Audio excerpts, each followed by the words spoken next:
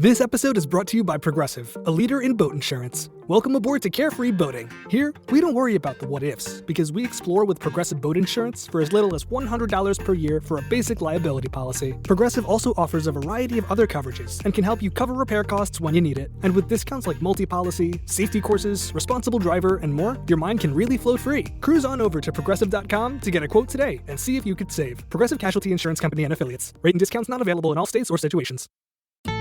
Building a portfolio with Fidelity Basket Portfolios is kind of like making a sandwich.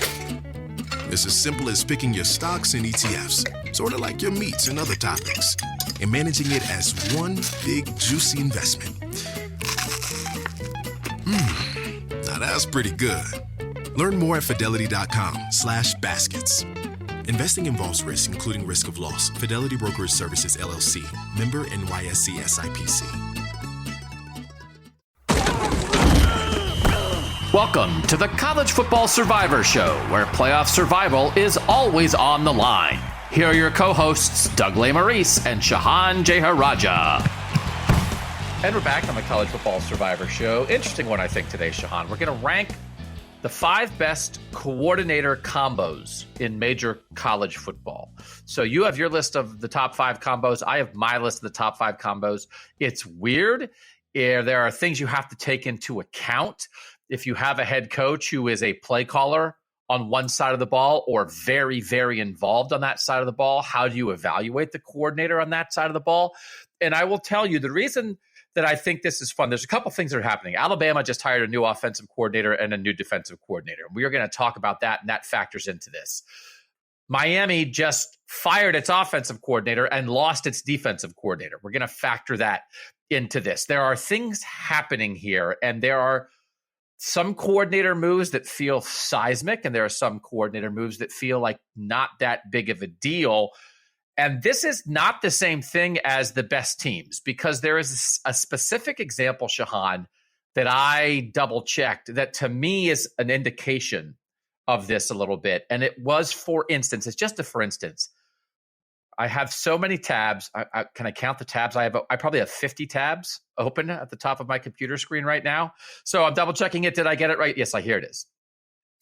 The 2019 Indiana Hoosiers, before the pandemic year when they were surprisingly very good, they were 8-5 in 2019. Tom Allen's 3rd season as the head coach. Shehan. The offensive coordinator that year was Kalen DeBoer, who's now the head coach at Washington. And the defensive coordinator that year was Kane Womack, who's now the head coach at South Alabama. And those were 2 darn good coordinators for an 8-win Indiana football team. So the best coordinator combo is not the same thing as the best team. And like that was the example that I came up with that sort of helped bring this all together in my mind. No doubt. And which, by the way, if you're an Indiana football fan, the fact that you might need that to have like any success ever is probably not the most encouraging thing that's ever happened. But no, I mean, that's like a really, really great, like one of the better pairings of the last 5 years. And nobody would have paid attention to them in that kind of way. So I think that that's a great example.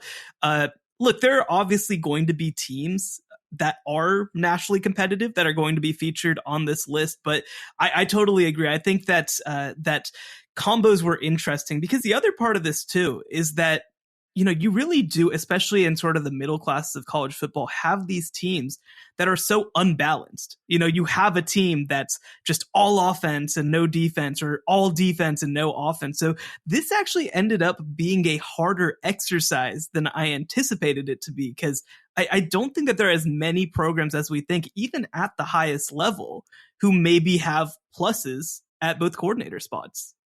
And the hard thing is a lot of guys, we don't know how good they are.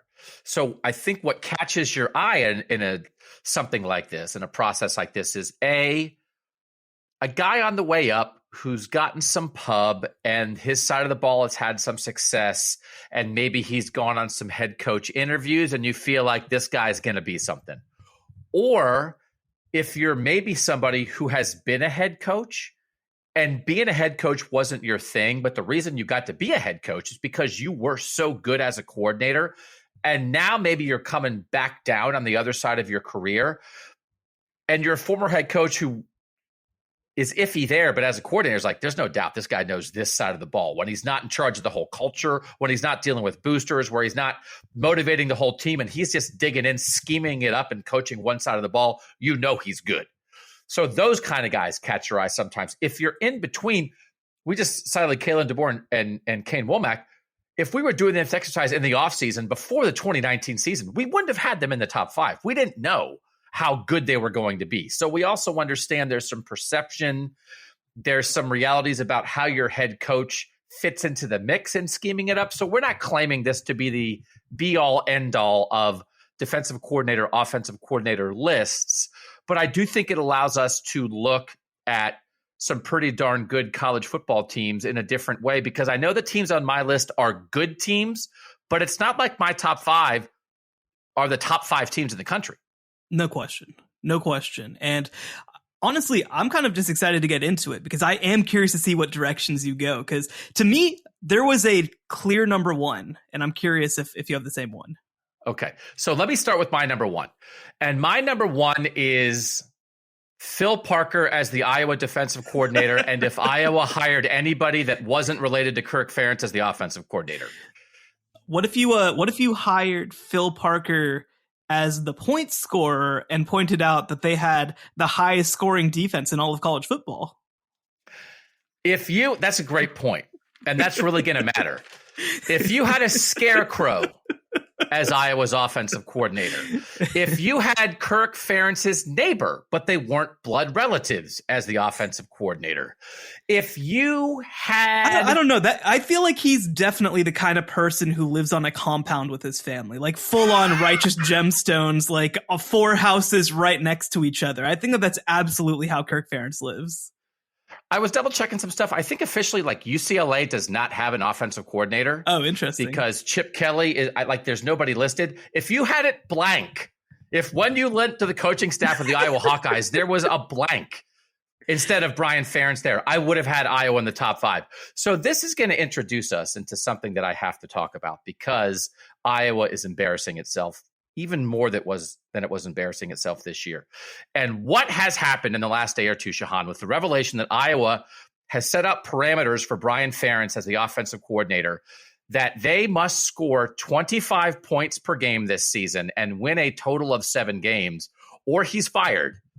This is now his contract. He got a $50,000 reduction in his salary from $900,000 to $850,000. That's also called, in the coaching parlance, docking your allowance. He got his allowance docked, and Iowa, his contract will be terminated if they don't meet these thresholds. The only 2 that were reported were that they have to average 25 points per game and that they must win 7 games. I have gotten my hands on the document itself, underreported. He must take out the trash every Thursday. He has to keep his room clean, and no talking back. No talking back, or the allowance will be docked even more. So this is in the contract that they are setting out the parameters of the way that Brian Ferentz can keep working for dad. Okay, well, for the record, it's just the first 2. We actually have seen the contract, but the funny thing is, Iowa, because defensive points count towards this, they just have to average 25 points per game as a team. I believe that they scored more than 25 points twice last year. I think it was Nevada and it was Rutgers. I think those were the only 2 times they scored more than 25 points all season last year. But actually, I think it was my good friend Max Olson over from The Athletic who did the numbers. And if you take out defensive and special team scores, Iowa's offense alone only averaged 14 points per game. It is unbelievable what is happening over there. And by the way, when we say 25 points per game, that would be good enough for 85th nationally. That's still pretty bad. And this is like, hey man, if you do this, we'll pay you more than $1 million for the 2023 season. And I've never seen anything like this. So this is an embarrassment, and we're going to talk for several more minutes about how this is an embarrassment. It is an embarrassment that Kirk Ferentz and athletic director Gary Barta are allowed to do this, that they have chosen to run their program this way. By the Football Outsiders metrics, Iowa's defense last year, just let me double check. Iowa's defense was number one. It was the best defense in the country. The offense, Iowa, was 111th. That's in their F+ ratings. First and 111th. So we now set up a very interesting 2023 season, because here's prediction number one. If I were Phil Parker, one of the very best defensive coordinators in the country, who is continually dragged down by the ineptitude of the Iowa offense, you know what I wouldn't have my defensive players do this year? Score! No scooping scores, no interceptions, knock the passes down. That's fine. And if you do pick something off, take a knee. Whoops. Hup, hup. We call that the Ferentz knee. Oh, what happened there? Oh, I could have run 65 yards for a pick six, but I fell. So because why? What does Phil Parker want? I'm not trying to put words in Phil Parker's mouth. I'm trying to stand up for one of the best defensive coordinators in college football, who's been saddled with this yahoo on the other side of the ball, whose daddy won't fire him. You want that guy gone. So do that. Iowa defenders, no scores this year. Number two, the most interesting teams in college football suddenly become the defenses that are facing Iowa this year. Go opposing defenses. Let's go, boys. Rally the troops. Don't give up 25. I have the defensive rankings for the last year for the 12 teams on Iowa's schedule. Utah State, 118. You got to bring it. Come on, Utah State. That's not good enough. Bounce back year. Come on. Iowa State, 5th. Good. Okay. Matt Campbell and the boys keep that up. Western Michigan, 73rd. Penn State, 7th. Manny Diaz. How about a shutout? How about a shutout, Manny Diaz? Michigan State, 79th. Mel Tucker, he's a defensive head coach. You can get that better. Purdue, 63rd. Ryan Walters, hey, he's a defensive head coach who Purdue just hired. Let's bring it, Purdue. Wisconsin, 19th. That was with Jim Leonard. It's a new staff there, but Luke Fickell. Come on, guys. You're a defensive head coach. Let's do this. 19th. Minnesota, 9th. That's a good defense. Northwestern, 67th.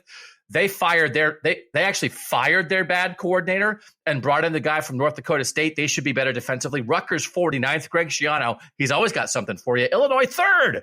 Bielema, what does Brett Bielema want to do more than get somebody fired? And then Nebraska, 75th. Matt Rule, again, motivated. But here's the question.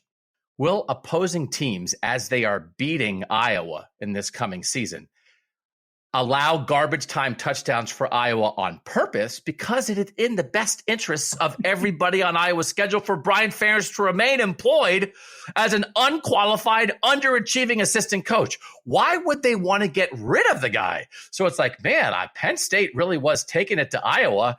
They were up 52-0. They gave up 21 points in the last 4 minutes. What happened? We know what happened. This is to keep Brian employed. Everybody in the Big Ten wants him around. So Phil Parker, no defensive scores for the Hawkeyes. Opposing teams, make sure you beat Iowa, but then maybe give up a couple scores at the end. See, here's the thing. We need to flip the schedule, because Nebraska, Illinois, Rutgers are the 3 teams that they're closing with. Those are going to be very competitive games that, like, all 3 of those teams really want to win. And so we need to flip it with Penn State, who I think will probably have a really good game against Iowa, so they can just allow a bunch of late scores, and Michigan State, who either is going to be good or going to be terrible, and either way I think would be more than happy to allow them to score points. And those are 2 coaches who I think would just be like, yeah, screw it, let's keep Brian Ferentz around. I think that that Illinois and Nebraska will be like, we gotta win, we gotta win this game. But I think that what is absolutely going to happen is Iowa's going to score like 56 points on Utah State and then average like 17 in every other game and hope that just carries them to the finish line. That seems inevitable. So I'm making an announcement now.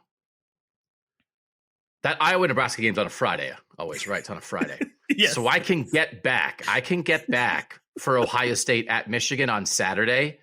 If Brian Ferentz needs like 22 points or 28 points or something, we're going to have some to hit the mark against Nebraska. I'm going.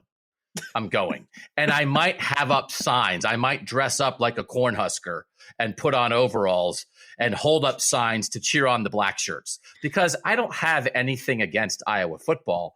I have something against blatant nepotism at the expense of an entire football fan base and team. So I officially would like to announce I am rooting against Brian Ferentz and the Iowa offense this year. I apologize in advance to Cade McNamara, the new quarterback who's transferring from Michigan and seems like a fine fella. And he called out the doubters about Iowa's offense. I'm a doubter, Cade. I'm a doubter. I'm not doubting you. I'm doubting Brian Ferentz and his daddy. So this is an embarrassment. The other thing about this is why do we need Gary Barta? Because Gary Barta is actually supposed to be Brian Ferentz's boss because that's the loophole around the nepotism stuff, because Iowa actually has a rule about this stuff. If you are cowardly enough that the only way you are willing to fire somebody is by a metric, why don't we let an algorithm be the athletic director at Iowa? I am the Iowa athletic director. The softball team did not average 4.6 runs per game, so the coach is fired. We're just going to do math? That's how we evaluate. This is how we make personnel decisions, Gary Barta. We do it by an algorithm. The track and field team, the 1,600 meters was not fast enough. The coach is fired. That's how we do it. Way to be a boss. You're an embarrassment, Gary Barta. Come on the show. You're an embarrassment, Kirk Ferentz. You're an embarrassment, Brian Ferentz. You're unqualified for the job. You've never been good enough. And that Iowa is doing this to its fans. It's not about anybody else. It's about one group of people. The loyal, dedicated, diehard fans of Iowa football who have to put up with this ridiculousness from a cowardly athletic director and a head coach who runs a college football program like a family picnic. Nobody would hire this guy. Brian Ferentz he get hired by two people, his dad and his dad's best friend, Bill Belichick. He should be the towel boy for the Patriots this year. This is a joke. And they have taken a terrible situation and made it worse. And again, as an unbiased journalist who is here to cover college football and the joy it brings to people, I will be rooting my butt off for every defense that faces Iowa this year. Because it's better for everybody else in the Big Ten for Brian Ferentz to keep his job. It's not better for the Iowa fans. So I hope they score 24. Are they going to round up? That's the next controversy. That's 24.73 points per game. It's 24.51. Can you imagine they're losing to Nebraska 31-6 and they're at the goal line in the final 30 seconds trying to score so they can hit the 25-point threshold? When have we ever had a situation like this in sports? 25 points a game because you're too cowardly to make an actual decision. What a joke. I pray that they're down by 17 points with less than a minute left against Nebraska, and they have to score. And in order to reach 25 points per game, they have to go for two. And it comes down to one play for them to average 25 points per game. And we're watching we're watching Brian Ferentz pull out his best play, which is halfback dive or something, and it's just, oh man, it's going to be drama. The funny thing again about this is this would be good enough for 85th in the country if he averaged 25 points per game. But Iowa doesn't even do that often. They don't even average 25 a game all that often. And part of it is pace. The one thing that I will say is that part of the reason that they are so bland and conservative on offense is also because Kirk Ferentz is protecting the defense with pace. But come on. Did you not watch Joe Burrow light everybody on fire? We are past this. We're past this. We're not doing this anymore. And also, by the way, this is a much longer term thought than this.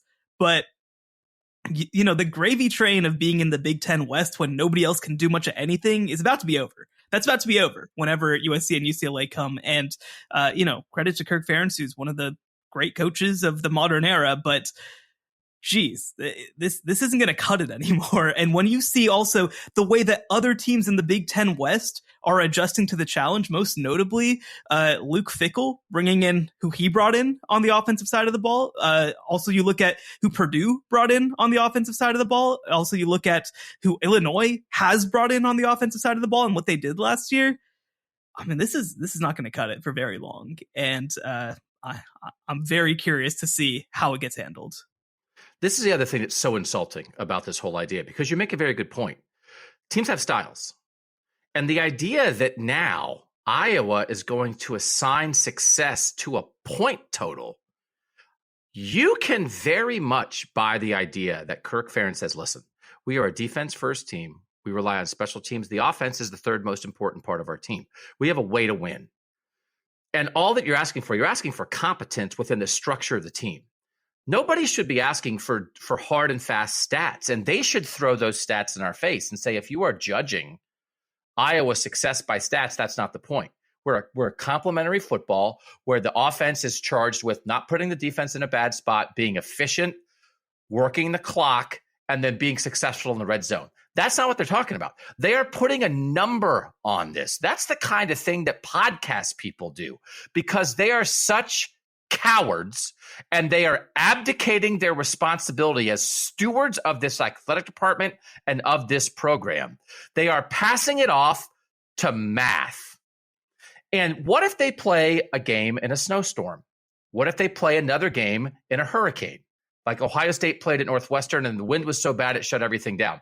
What if they have a game where their top three quarterbacks conk their heads together on the sideline, are all out with concussion protocol, and they're like the 49ers were in that playoff game? They're practically running Wildcat, and they're just trying to make sure they're trying to win 17-16.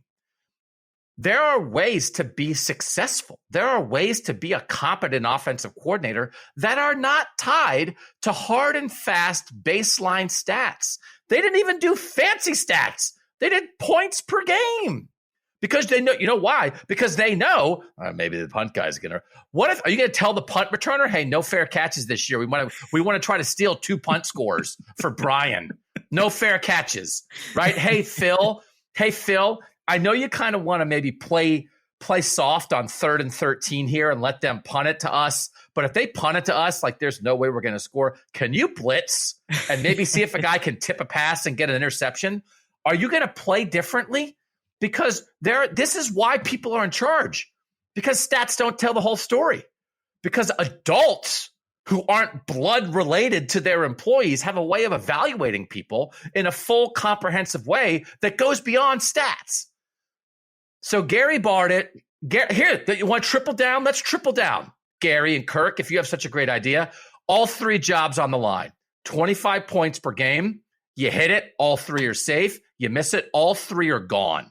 Don't put it on Brian. Brian's bad. It's not Brian's fault he's bad. He tries hard. Brian doesn't know any better. It's the old analogy from The Office where Pam goes, look, whenever a 12-year-old crashes a car into a tree, you don't say, this is the 12-year-old's fault. You look at the 40-year-old woman who put the 12-year-old in the front seat and said, hey, drive. And you know what? Gary Barta and Kirk Ferentz, you are the one who is putting the child in the front seat and telling him to drive when he's clearly not capable of doing it. By the way, the one reason that I think that they went with this 25 points per game thing is that Kirk's company line has been, when we score 24 points in a game, we are 55-3 over the past, I think, 8 seasons. They've lost a lot more than 3 games over the past 8 seasons. So, good luck. Certainly, look, the 2022 season was bad for a lot of reasons that were not just about their offensive coordinator being bad. Like their quarterback straight up had the yips. I don't know. There was a lot of things going on. They had injuries on the offensive line. But like you said, that's why you take a guy in context, and even getting to the point of saying, okay, here's a goal is ultimately cowardly, because it means that you're not actually evaluating what's going on the field. And one of the things, whenever you get into major college football, that kind of shocks you after a while is realizing that sometimes you go into these rooms and some of these people have just as dumb ideas as we do. The ultimate, it's when you grow up as a person, is when you realize that you don't have to be smarter than everybody. It's that everybody else is just as dumb as you are. By the way, Brian Ferentz became the quarterback's coach last year. Yeah, so that did. Terrible quarterback play also on him. Yes. They fell from like 70th to 123rd in passing offense. So congratulations, Brian. If this podcast goes more than an hour and 5 minutes, you're fired. So I could evaluate you on your contributions to the podcast, on how smart and interesting you were, but instead, I'm just going to go by numbers because that feels easier. So, hey, we better get a move on then. An hour, 4 minutes, and 30 seconds. People are going to be hanging on. Oh, my gosh. What's going to happen? Is Shehhan going to get fired? So Uncle Gary and Kirk are just going to sit on the porch and tell Brian, good luck, kid. Good luck, kid. You're 39. We got to have a tracker every week that tracks exactly where Iowa is in points per game. And you know what's going to happen? Somebody's going to do that and bring it to the game every single week. They're going to have a sign with like a dial, like, where is he? Are they above 25? Are they below 25? We have to commit to that bit now. I'm not so sure I would not. I think I would. I don't have to double negative this. I think I would commit to a 25-minute podcast every week during the season in which we analyze if they did get to 25 in the previous week, and do we think they will get to 25 the next week? An offshoot of the College Football Survivor Show. You know what it's called? The Brian Ferentz Survivor Show. Will he survive? I mean, what's more Survivor than this? And would that show be immensely more popular than this? Yes, it would be. I know everybody in Iowa would listen. By the way, 100% that is actually happening. The 25-minute, and if we go over 25 minutes, we're fired. The 25-minute Brian Ferentz Survivor Show, brought to you by your friends at the College Football Survivor Show. So look forward to that. And also, if you see Gary Barta or Kirk Ferentz, tell them that Doug says they're cowards and they're abdicating their job responsibility, and we should triple down on this. What's good for Bri is good for Daddy Kirk and Uncle Gary. So I guess our maybe pie in the sky goal of getting all of the college football playoff chairmen on the show, probably not going to happen now. No, I'd still do that. No, I mean, let's talk about playoff. Gary, what was it like that year when you had to go on ESPN and explain why Clemson should be second instead of fourth? Gary, what were negotiations like when you were negotiating the exact point total that your offensive coordinator would have to score to keep his job? Like, was that something where he like negotiated, or did you bring that to him? How does this work? Or was he like, no, I only need to score 19 a game? I was like, no, 27. How does that work? I've never been part of a negotiation like that. Was Howie Mandel there? Did they have supermodels with briefcases? And Brian was like, I'll take briefcase number 6. And he was hoping he would have like 11 points per game in it. And they were like 25. And he was like, no, 25 is too many. How did they decide that they were going to have a pay decrease, but still to an amount that's more than most group of 5 coaches? How did they decide on the number that they was going to be down $50,000 exactly? Like, how did he decide that? And how much was Brian's mom involved in this? Because it really is a family business, and mom has her say too. So this is a joke. I don't want to call Iowa football a joke, because Iowa football is not a joke. Because you know what's not a joke? Jack Campbell's not a joke. No, right? Not at all. Like Lucas Van Ness isn't a joke. Like Riley Moss isn't a joke. Phil Parker's not a joke. Who was the receiver who left? He knew it was a joke, so he went to Purdue. Like these players aren't jokes. These players aren't jokes. These players are working their butts off. And they have an incompetent offensive coordinator who's employed because his dad puts family ahead of program. And I think neither of them should be employed. So we will monitor this. We will criticize them for this. We will root against them. I am rooting against Brian Ferentz. And I'm rooting against Kirk Ferentz. And I'm rooting against Gary Barta, because they are allowing this to happen. Brian Ferentz isn't good enough to have this job. And they're all invited on. You can all come on the show. You know who I am, Kirk. You're invited. You're invited on the show. So come on. And also, we would love to have Brian on the offshoot, because that's always one of those things on Saturday Night Live, like Tina Fey does Sarah Palin, and Sarah Palin comes in, right? Does it? So to have Brian Ferentz on the Brian Ferentz Survivor Show would be great. So I can't wait. This is our career rocket ship. You know, these guys did this playoff show, like it was fine. But the Brian Ferentz Survivor Show, 25 minutes of gold every week. Let's rank other offensive coordinators and defensive coordinators. We'll do it next after this. The College Football Survivor Show, where playoff survival is always on the line. This episode is brought to you by Progressive, a leader in boat insurance. Welcome aboard to Carefree Boating. Here, we don't worry about the what-ifs, because we explore with Progressive Boat Insurance for as little as $100 per year for a basic liability policy. Progressive also offers a variety of other coverages and can help you cover repair costs when you need it. And with discounts like multi-policy, safety courses, responsible driver, and more, your mind can really float free. Cruise on over to Progressive.com to get a quote today and see if you could save. Progressive Casualty Insurance Company and Affiliates. Rate and discounts not available in all states or situations. All right, Shehan, I had to get that off my chest. I don't apologize. I'd say it again. We did go over 25 minutes. That was like 27. So I'm fired. So are Tommy Rees and Kevin Steele on your list? These are the new hires made by Nick Saban at Alabama. And it's so interesting because neither fits the profile. Now, listen. The reputation of Nick Saban of kind of bringing in the recycled coordinator, that really only is on the offensive side of the ball. And we talked about that on a previous podcast because he had Kirby Smart for so long. Pete Golding was there for a long time. But this is super interesting because Tommy Rees is not that.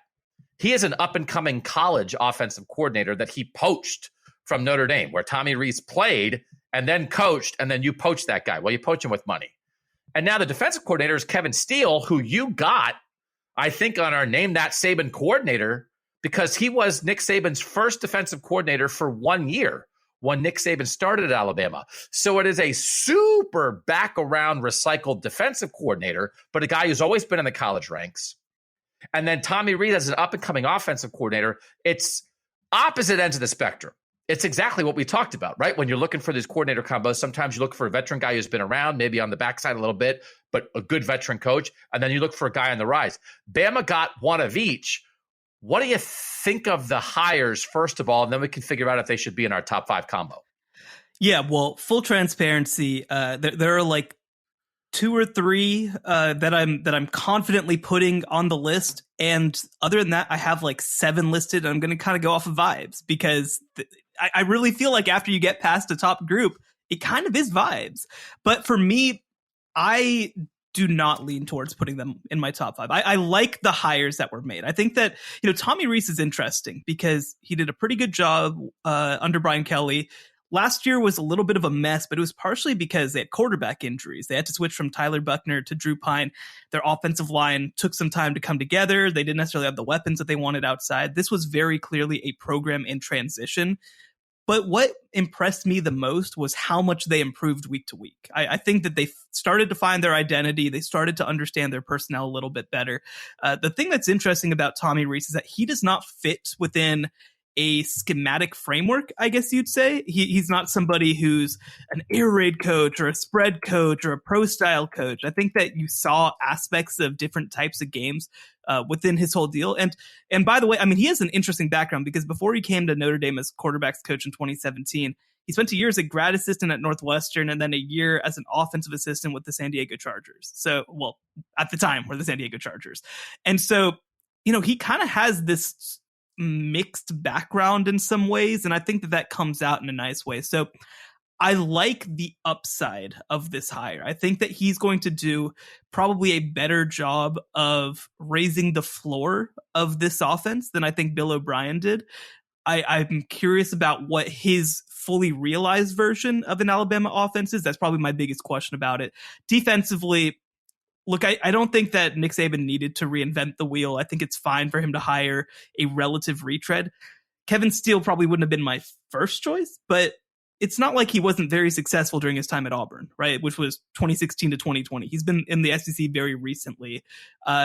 I think it is not an inspired hire. I don't think it needed to be an inspired hire. And by the way, the last guy that Nick Saban went with was a pretty inspired hire in former UTSA defensive coordinator Pete Golding, who obviously had his moments and then also had his flaws. So I think that defensively, he really wanted to limit the variance. And offensively, I think he wanted to increase the possibilities. And I think that he did that. But for me, I don't have them right now in my list of the top 5. I just think that Tommy Rees is still a little bit too much of an unknown in terms of what he's going to be on this team. And again, I view Kevin Steele as a fine hire, although somewhat uninspiring. And I will mention that obviously I heard many horror stories about Kevin Steele being a head coach because I went to Baylor University. So I think it's well said for you on the defensive side of the ball that it's not inspired, but maybe it didn't need to be. So like safe, familiar, maybe isn't a bad way to go there. This Tommy Rees thing is interesting because, again, the constant churn on the offensive side of the ball, I think Tommy Rees stays until he's the head coach now. And unlike Steve Sarkisian, who left to be the head coach at Texas, but he had been a head coach twice before and was back in that recycle mode, I also don't know that 1 or 2 good years as the Alabama offensive coordinator is going to have Tommy Rees up for a major Power 5 job. And then now he's going to be in a spot of, well, I'm not going to jump for the Louisiana job. I'm not going to jump for, the Troy job, right? I'm going to wait I might be on the Kirby Smart plan here. I'm going to wait for a great job if you're successful. And now all of a sudden you're looking at a world where what if Tommy Rees is Nick Saban's offensive coordinator until Nick Saban retires? Like, I wonder, like, as Saban was trying, because I think you just could have found another guy whose shelf life was probably 2 or 3 years. And it's worked. Like, there's no problem with how Saban has done this. He's found a very effective way to do this. And this is a change. So maybe the right guy just wasn't out there. The perfect fit that way just wasn't out there. So I get that. But this really is a significant change, and like Tommy Rees becomes a very critical person sort of in the career of Nick Saban.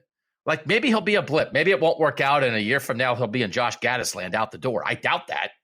But, you don't want to be in Josh Gaddis land. No. Like this is opposite side of the ball. Saban's a defensive guy. This is opposite. This is a really important hire. So I'll be curious how that works out. I went through everybody in the Power 5, everybody that I thought had a chance to matter. And then we ran through and I made a list of 11 combos and picked my 5. I did have Rees and Steele for Alabama on that list of 11. I don't have them in my top 5. So I think it has a chance to work, though. I think it has a chance to work and maybe has a chance to work more cohesively than it has on the offensive side of the ball for a while. So this is a really important hire for Nick Saban, and I think he made a good choice. All right, let's go to number 1 on our list. I have Georgia. Yes, 100%. And this is Georgia with an asterisk because Todd Monken's interviewing. Todd Monken is out interviewing for NFL jobs. I think he talked with Tampa, and I think he talked with Baltimore. That's been reported. He's the highest paid coordinator in college football, over $2 million a year. Super impressed with what he dials up with that Georgia offense. I think he maximized everybody in that offense. He made Stetson Bennett look really good, knew exactly how to use him. And then on the defensive side of the ball, Dan Lanning left after last season to go be the head coach at Oregon this year. They get Will Muschamp in there. And this is, again, Monken and Muschamp are both veteran guys, and then Muschamp's the co-coordinator with Glenn Schumann. Schumann's kind of an on-the-way-up guy. Muschamp is a guy who, in the end, probably isn't a great head coach. But the reason everybody wanted him as a head coach is because he was such a good defensive coordinator. So then you land a guy like that, and I don't know what his aspirations are. He's still not a very old guy, but I also think maybe this is the right place for him. So as long as Todd Monken doesn't take a job, I think Kirby Smart has the best coordinator combo in college football. No question about it. I like that they have sort of the old and new eyes on the defense too. Glenn Schumann is a really young guy. He's like 31, 32. He was somebody who was rumored to be a top target by Alabama. And I mean, he must have been happy where he is. And he's somebody who I think probably could have head coaching opportunities if he wanted them right now. But I think that he's smart to take his time and wait. And really, I mean, you get 3 guys obviously with this group as opposed to 2, but this is sort of an ideal coordinator pairing, right? Like this is how you want it to work. And yeah, Georgia to me is an obvious number 1. Not only are both guys pluses, I think that both guys are elite level coordinators as well. And there's a reason that this is the team that's won back-to-back national championships. I will ask you to go back to the Alabama thing for 1 second. I am curious. So let's say that Todd Monken also, for these purposes, takes an NFL job. I was surprised that, Tommy Rees doesn't sound all that exciting, even though I think that it might work. It feels like there weren't many obvious superstar assistants out for jobs this year. Do you know what I mean? Like it felt like it was Garrett Riley was the one. Maybe we'll get to him later. Jim Knowles last year, right? We had that at defensive coordinator where he was like this superstar, top of the market hire. I don't really know who those guys were on either side of the ball heading into this cycle. I think it's interesting that Jim Leonhard from Wisconsin is out there right now as a defensive coordinator. He must be looking for NFL. He must be looking for NFL or taking a year off. And he thought he was maybe going to be the head coach at Wisconsin. So I think that's interesting. I think Paul Chryst, the fired Wisconsin head coach as an offensive coordinator, possibly is interesting. This guy has a job, but I just wonder about him is Joe Brady, who's the quarterback's coach in Buffalo. He's not the offensive coordinator and is not the play caller there, but he was the offensive coordinator for the LSU Tigers in 2019. I think a lot of people thought he was on a rocket ship, and it turns out he wasn't, because he went to Carolina with Matt Rule and he got fired before Matt Rule even did. So like that guy's interesting to me. So in terms of that Bama got this taken care of while Monken's still at Georgia. And now if by the time you hear this podcast or a week from now, Todd Monken takes an NFL job, it feels like he wants an NFL job. Yeah. Just doesn't, because you interview doesn't mean that you're desperate to leave. But this guy's been at both places. And I think maybe like, how could you get better at Georgia? And he just went through the whole Stetson Bennett rigmarole, which worked out great, but was kind of a thing to manage. And I just saw somebody was making like their 10 predictions for the college football season. I think one of them was like Georgia plays 3 quarterbacks, but still wins the SEC or something. And I was like, oh my God, like what? Like that could absolutely happen, but what a mess. So this might be the exact right time for Todd Monken to leave. How's it going to get better?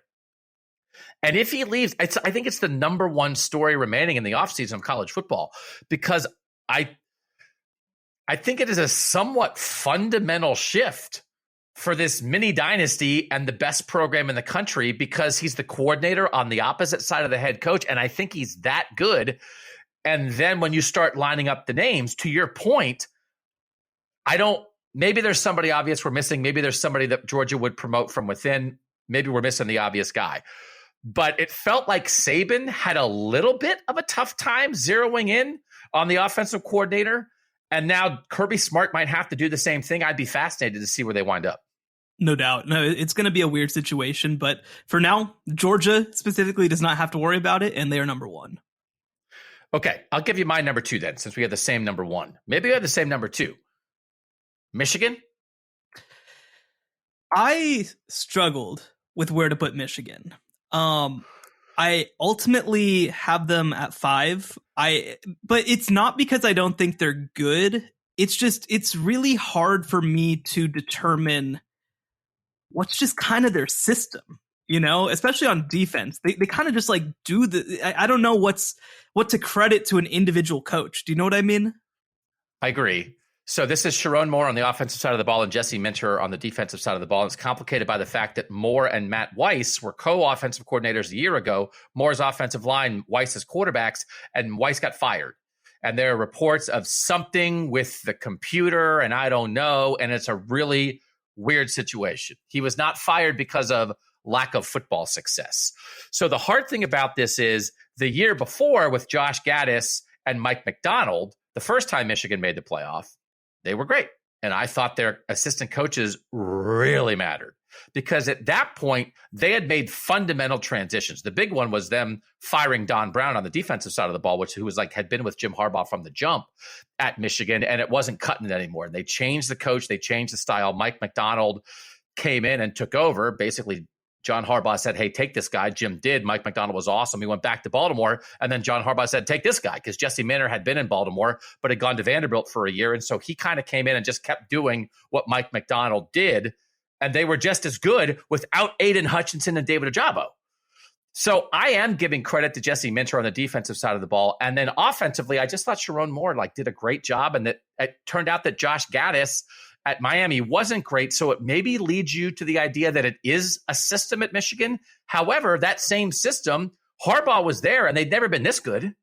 So Michigan got better when Harbaugh completely revamped the staff 2 years ago. And since then, they've made 2 straight playoffs after they revamped the staff and hired 7 new assistants. So I, all along the way, have given a lot of credit to Harbaugh for being willing to do that. And then I've given a lot of credit to that staff. I often don't give credit to the staff. I think it's a head coach and player business, and everybody else is a middle manager. Michigan changed the assistants, and bam, that was the turnaround. So I am comfortable ranking them this high because there's clearly a system in place, but they finally found the right people to execute it. And I do think Sherrone Moore and Jesse Minter are good. So I'm comfortable having them at 2. Yeah, I think that they absolutely deserve to be ranked highly. Again, at least for last season, these were both above average coaching units. The play calling was above average. They were pluses for the team. The coaching, I would argue, is the reason that they won the Big Ten and had a chance to make the college football playoff again. And, for me, I think that I don't want to call them questions because it's not questions. I think that it's easier for me to credit Sherrone Moore for what he's done over the past couple of years than it is Jesse Minter, because Jesse Minter obviously was a first-year assistant last year. But the results are the results, and the results were there. So I had them number 5 on my list, but I would say that I have like three people fighting for 2 spots here. So they're in that 5-6 somewhere amorphous range. Okay, so who's your number 2 combo then? So I'm going to go a little off board, and I'm going to go with Andy Ludwig and Morgan Scalley at Utah. Not that far off the board. They're 3rd for me. Okay. They, I think, have done a tremendous job. Morgan Scalley is known, I think, a little bit more than Andy Ludwig, but Ludwig did a really great job over the past 2 years of taking this offense to a really versatile place. I don't want to diminish players and crediting coaches. I think that Cameron Rising is fine. I think he's an okay quarterback. And I think that the way that this offense has been called has been critical to how efficient it has been throughout Pac-12 play. I don't think that they have game-breaking talent, but they've managed to move the ball on basically everybody. They've developed tight ends at an incredible level and put them in position to succeed. Once Brent Keithy went out, they were like, all right, Dalton Kincaid and Thomas Yasmin, this Canadian who's hardly ever played football, comes in. Like, they just do such a good job of putting players in good positions. And defensively, they're a known commodity. They recruit exceptionally well. They're a factory of linebackers. They're just so good on both sides of the ball. And I don't think it's any coincidence that they continually play above their heads because these 2 guys are there. Morgan Scalley, we have to mention, had his salary cut in half a year ago because it was found that he used a racial slur in a text message in 2013. He's now had that salary reinstated. And so there is something in his past that needs to be noted, but seems like he is likely at the time, he was officially the head coach in waiting at Utah at that time. And so they cut his salary and took away the head coach in waiting title. Now he's got his salary back. He is no longer the head coach in waiting though, but he still might be the head coach in waiting. And he is a Ute through and through. That is a guy whose name, it feels like every time there's an opening at a big time program for defensive coordinator, his name gets thrown out. And then it's like, he's not leaving. Like, this is his place. He loves it here. This is where he was made to coach. Kyle Whittingham can't coach forever. And Morgan Scalley very likely is the next head coach at Utah. But the result is that you get a guy who probably could have a higher profile job. I like to say better job because Utah is awesome. I picked Utah to make the playoff this year. I mean, Utah is like one of the 10 best programs in college football right now. It's a great job. It's a great program. Great place to work.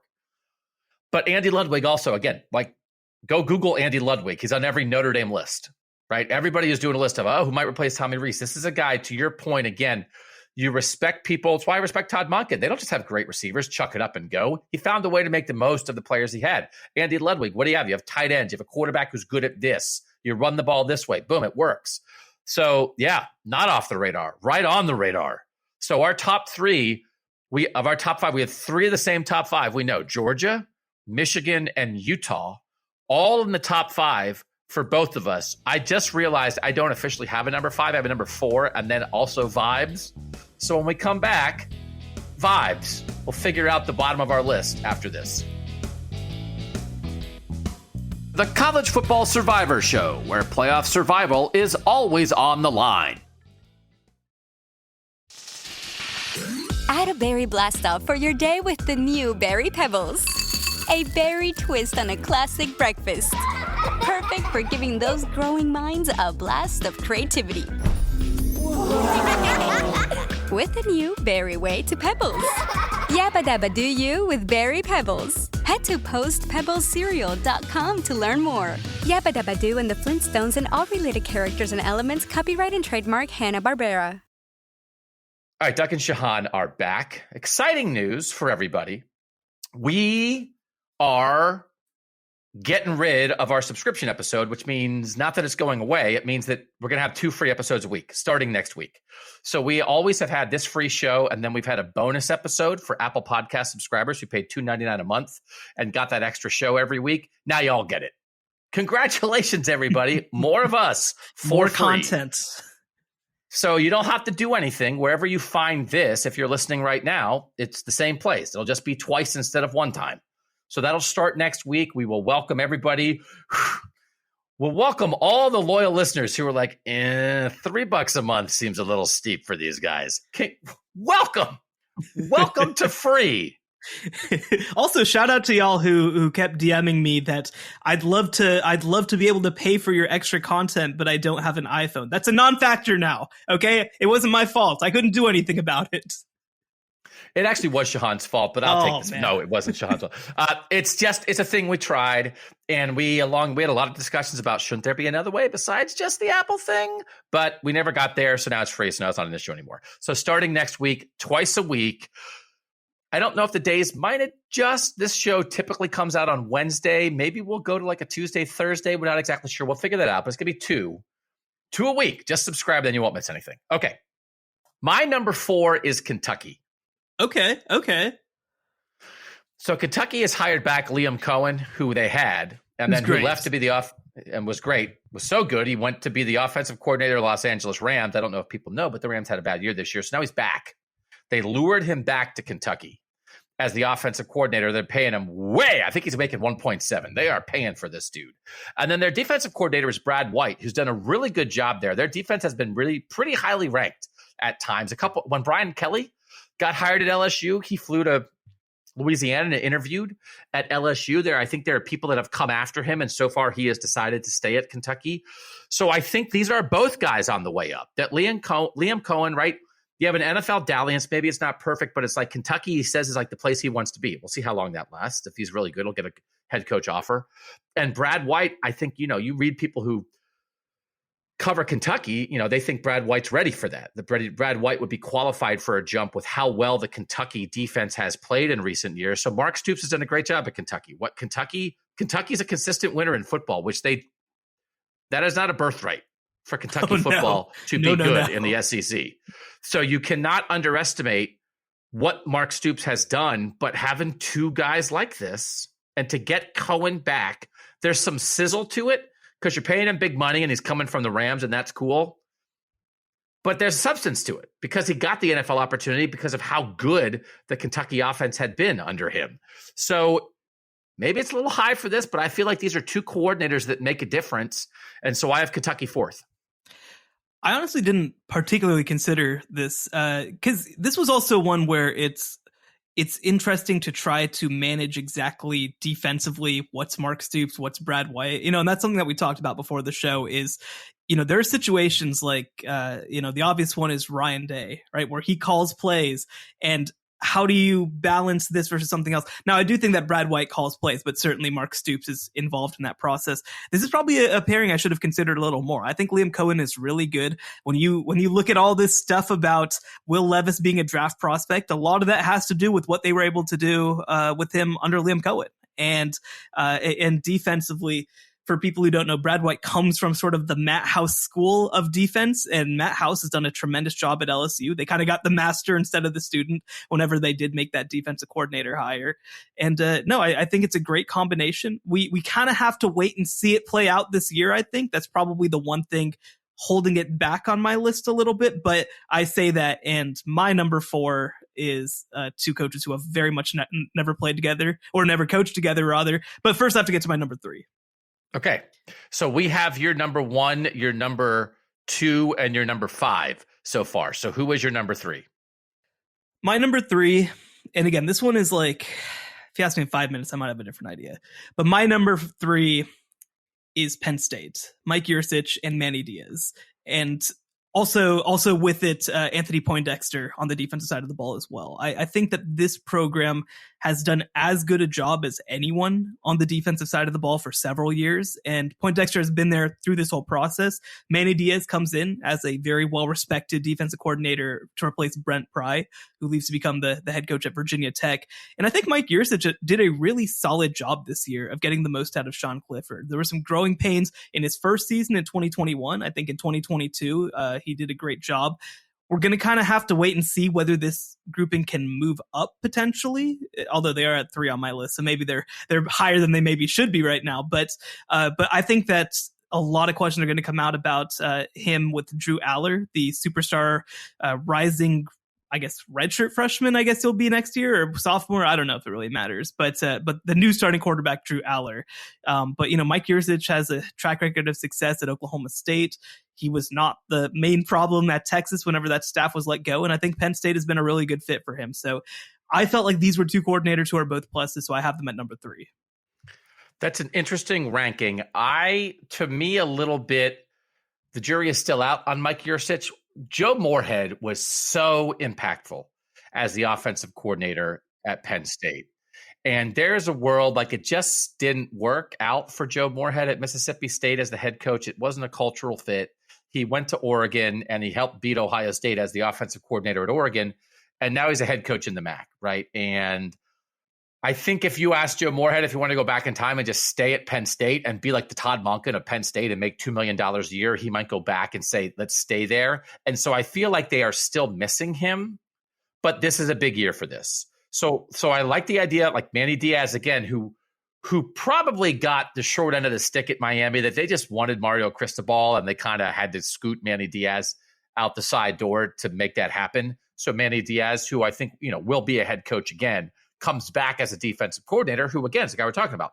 He was so good as a defensive coordinator, he became a head coach. And now he's back to being a defensive coordinator. I think that's a good hire. I think that's real. The Yurcich thing, they were not on my list of 11 because I still feel like I have a question mark about Mike Yurcich. But I do agree with you, for a team that was a top 10 team whose only 2 losses were to playoff teams and a quarterback in Sean Clifford who is limited. He can do what he can do, but he cannot do much more.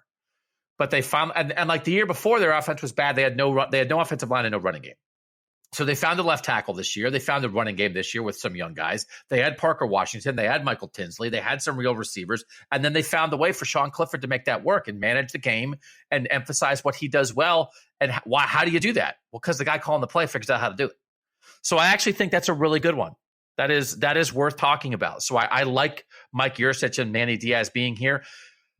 And if this pops, if the Drew Aller thing is a thing, like Mike Yurcich is going to get some head coach looks, because the next 2 years of Penn State football might be as important as any 2 years of Penn State football since Kajana Carter and Kerry Collins were there. Like, this is what they have been waiting for.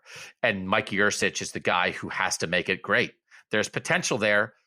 They've got the line. They've got the running backs. They always run receivers through there, and they've got the quarterback they've never had.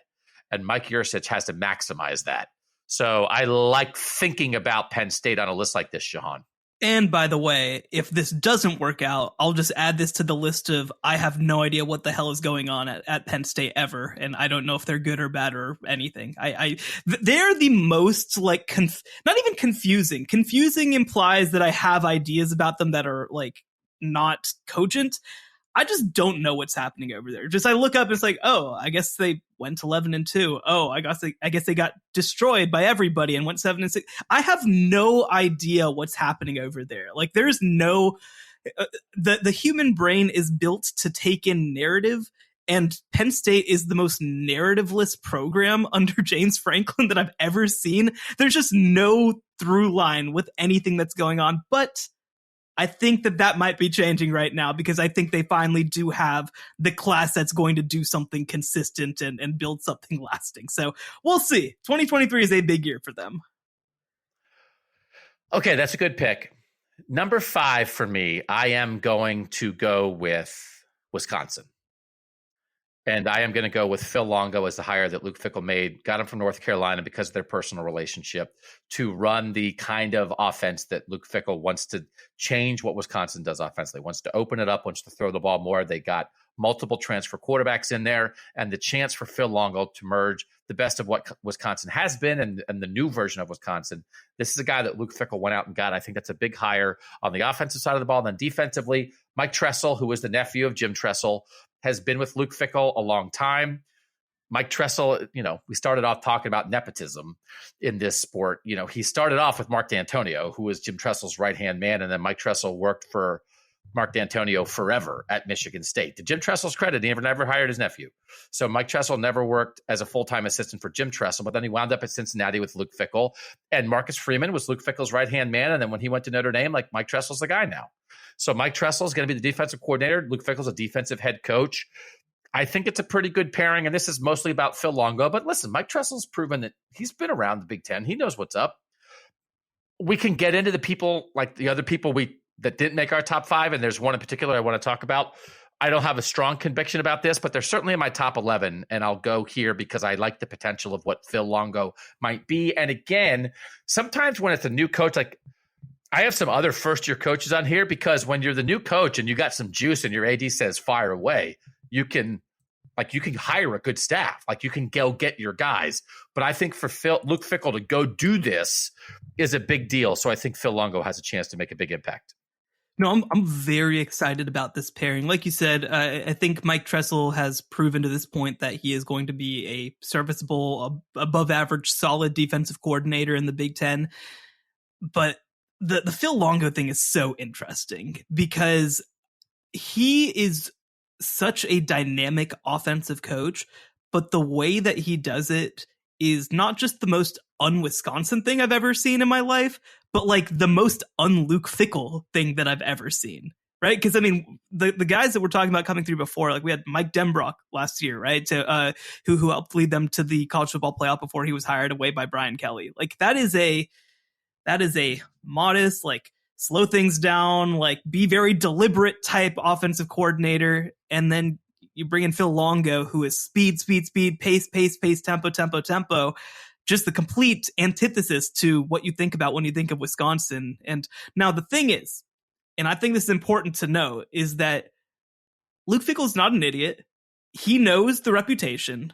He understands what he's signing up for. And I anticipate that if they decided to make this decision, they've had conversations about how can we moderate what you do to really fit our team best. Because Luke Fickell is a CEO. He is somebody who is thinking about how everything will work together. So I anticipate that that's going to be less of a problem than people think, but it is a departure to say the least. Yeah. And I can't wait to see it.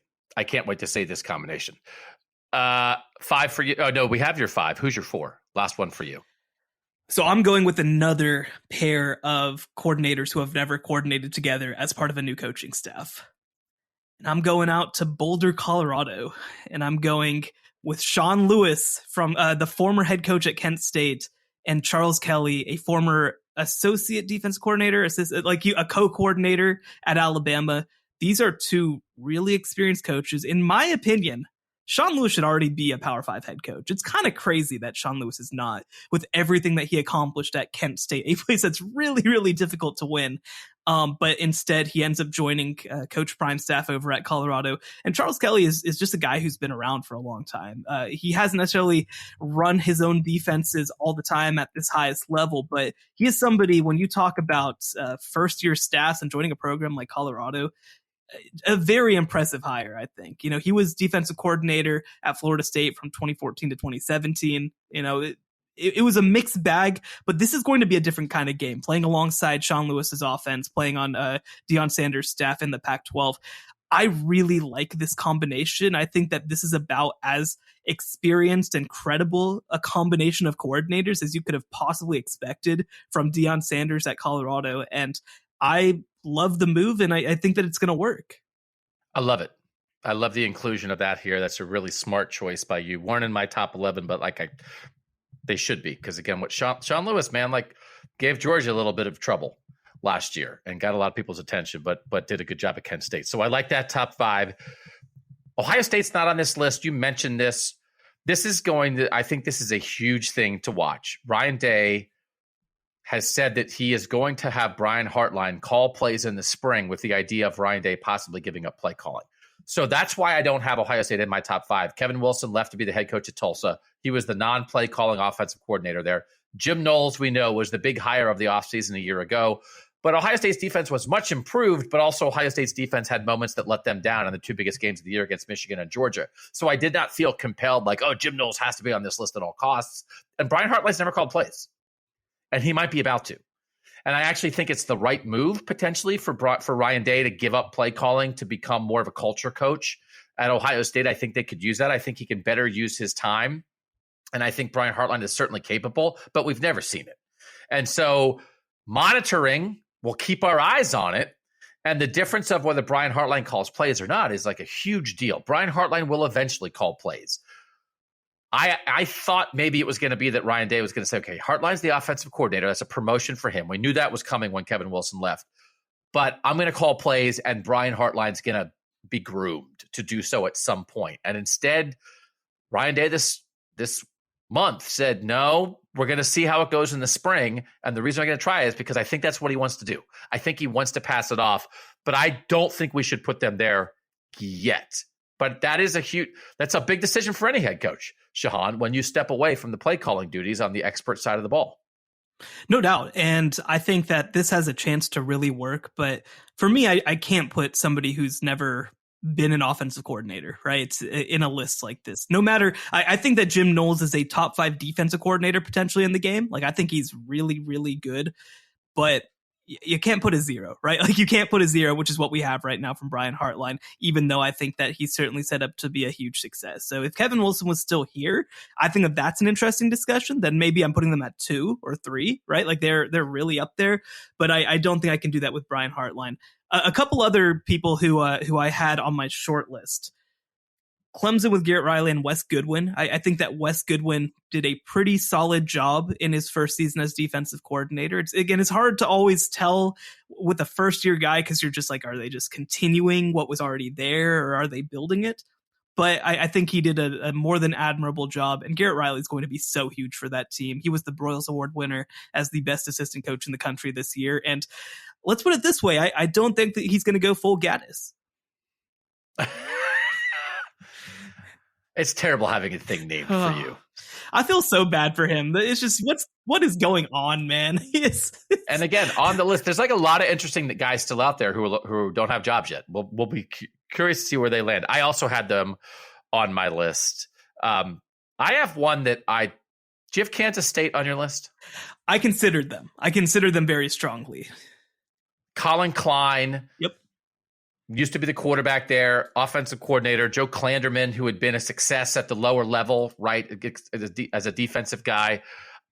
I'm not going to pretend I'm an expert on the coordinators at Kansas State, but it feels like they've really mattered to the success Kansas State has had. So I'm always on alert for Big 12 stuff from you, Shehan. So I was curious. You at least gave them some consideration. Oh, absolutely. And, you mentioned you're not in the weeds with Big 12 coordinators. Well, I am in the weeds with Big 12 coordinators. The only thing that kept me limited to some extent with them is their relative lack of experience. Klanderman took over play calling responsibilities in 2020 on the defensive side of the ball, has done a really, really solid job. The unit's definitely improved. Colin Klein has 1 year of work, and it was a really good year of work, but it's just when you compare him to some of these other guys on the list, I felt like there were other people with a little bit more of a track record and more experience at this level. But they're definitely a combo I'd watch heading forward. Kansas State, look, they lost a lot. They're not going to be back in the Big 12 title game next year, but they have a great staff.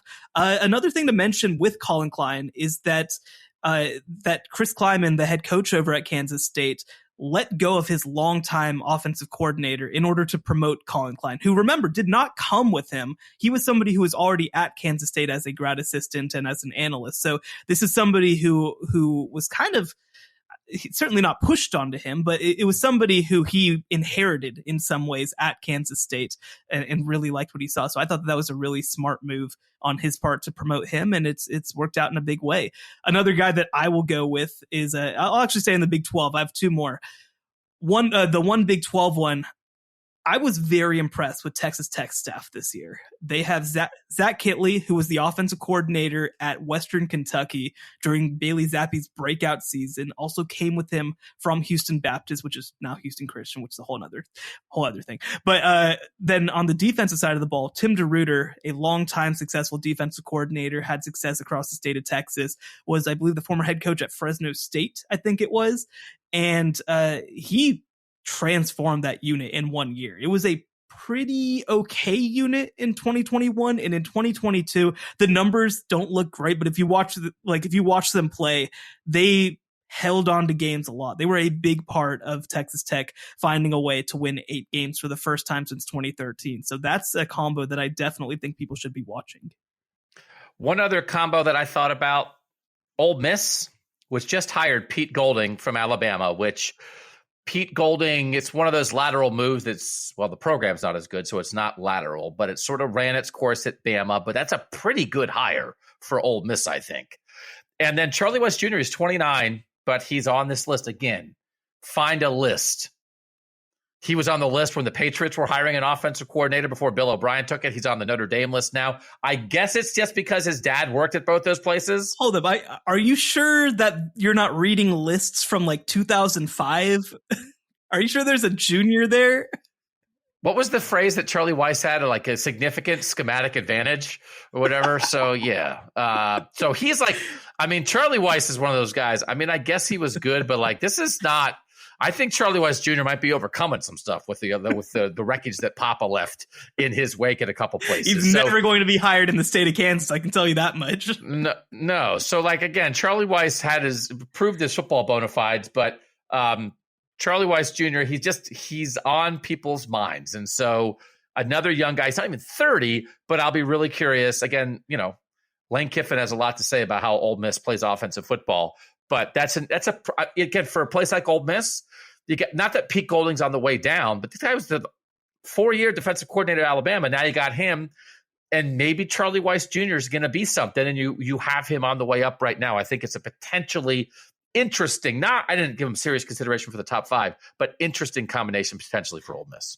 It's definitely an interesting combo. I didn't love Ole Miss's 2022 offense. That would be my one qualm. And they switched from Jeff Lebby to Charlie Weis Jr. during that run. It's more personnel. It's not that I don't think he's good, but I think I needed to see a little bit more from him. I am very optimistic about the Pete Golding hire. Like when you're the defensive coordinator at Alabama, you can't win. You're either Kirby Smart or you're not. Those are the bars, right? And so for me, I was not that concerned. They were an inconsistent unit at times. I also feel like, and somebody who is much smarter schematically than me should probably go deeper into this. They played a style that I think was really built to stop the sort of flyover type game, the really spread type stuff. And if you're Alabama, you don't really need that the same way because you just have 4 defensive linemen who win their one-on-one matchups and you're done. And so I think that getting back to the basics will be good for Alabama. But I think that actually, I think that Pete Golding will actually raise the floor a whole lot at Ole Miss versus what they've had there the past couple of years. So I like the hire quite a bit. All right. Those are our best combos. One more. I got one more. Another honorable mention for Shehah. I know. It's a long list. Oh, by the way, real quick, we're both fired. We're over 105. So this is the last hurrah. We'll be back next week with 2 free episodes with 2 different hosts because we've both been fired by the algorithm that Gary Barta made in charge of this podcast. You mean your dad, Mr. Lesmerises, is firing us? I got we'll never forget the email that I got from Lesmerises and Son saying, "Would you want to be on my podcast?" Let me check just 1 second. Hold on 1 second. Hey, Dad. Yeah, can I still do the podcast even though we went over? He said, "Okay." I have to wash his car, but we can still do it. He said, but at least we got the raise. My last one. And really, I think that staffs are just so fascinating. I could talk about this all day, honestly. But my last one, this is the one that I considered in my 5-6, where I thought about putting them over Michigan, is Oregon State. Oregon State has been really, really solid. Brian Lindgren didn't have the best year last year because, as I've mentioned many, many, many times, Oregon State threw for 60 yards and beat Oregon. They threw for 60 yards.